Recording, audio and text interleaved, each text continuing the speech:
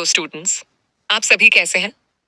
मैं उम्मीद करती हूँ कि आप सभी बिल्कुल ठीक होंगे और पढ़ाई में अच्छा कर रहे होंगे। स्टूडेंट्स, आज की इस वीडियो में हम कक्षा 10 हिंदी 20 वर्ष के एक बहुत ही महत्वपूर्ण और विचारोत्तेजक पाठ के बारे में बात करने वाले हैं। जैन की देन यह पाठ हमें जीवन को देखने का एक नया दृष्टिकोण देता है। इस अध्याय के माध्यम से हमें समझ में आता है जीवन में धैर्य और संयम का महत्व, अहंकार त्यागने की सीख और यह कि सच्चा ज्ञान बाहरी दिखावे से नहीं बल्कि आत्मबोध और अनुभव से प्राप्त होता है। तो स्टूडेंट्स, यदि आप इस अध्याय को आसान भाषा में अच्छे से समझना चाहते हैं तो इस वीडियो को अंत तक जरूर देखें। अगर वीडियो पसंद आए तो लाइक करें, शेयर करें और चैनल को सब्सक्राइब करना बिल्कुल न भूलें। चलिए स्टूडेंट्स, शुरू करते हैं आज का अध्याय, जैन की देन। लेखक परिचय। लेखक रविंद्र केलेकर, जन्म 1925, गोवा, मृत्यु 2010। पाठ पत्थर में टूटी पत्तियां रविंद्र केलेकर द्वारा लिखा गया एक प्रेरणादायक पाठ है जो जीवन में संतुलन और मानसिक शांति के महत्व को समझाता है। इस पाठ के दो मुख्य भाग हैं, गिन्नी का सोना और जैन की देन।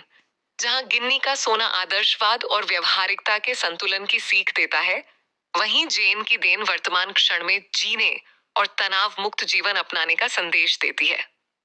जैन की देन में लेखक आधुनिक जीवन की तेज रफ्तार और बढ़ते मानसिक तनाव की समस्या को उजागर करते हैं, विशेष रूप से जापान की व्यस्त और अमेरिका से प्रतिस्पर्धात्मक जीवन शैली के संदर्भ में।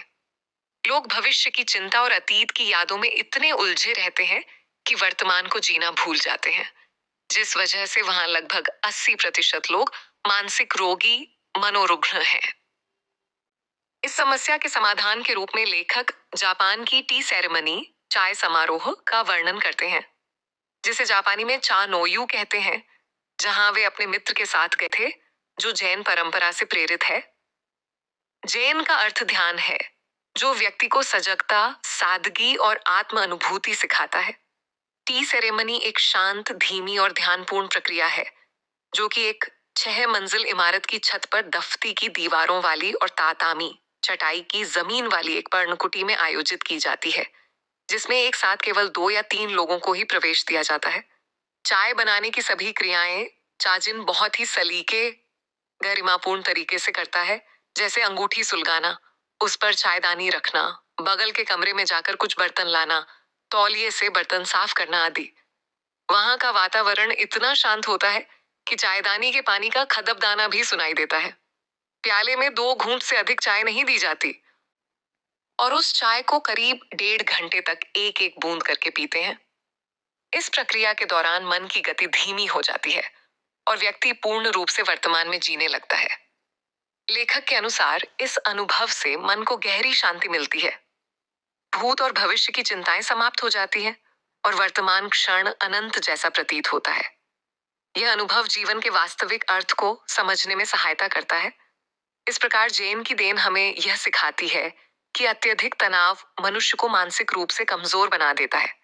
इससे बचने का उपाय है मन को शांत रखना, जीवन की भाग दौड़ से कुछ समय निकालना और पूर्ण जागरूकता के साथ वर्तमान में जीना। आदर्श और व्यवहार के संतुलन के साथ ही सच्ची मानसिक शांति और सुख प्राप्त किया जा सकता है। उम्मीद करती हूँ स्टूडेंट्स, आपको यह अध्याय अच्छी तरह समझ में आया होगा और यह सार परीक्षा की दृष्टि से भी उपयोगी रहा होगा।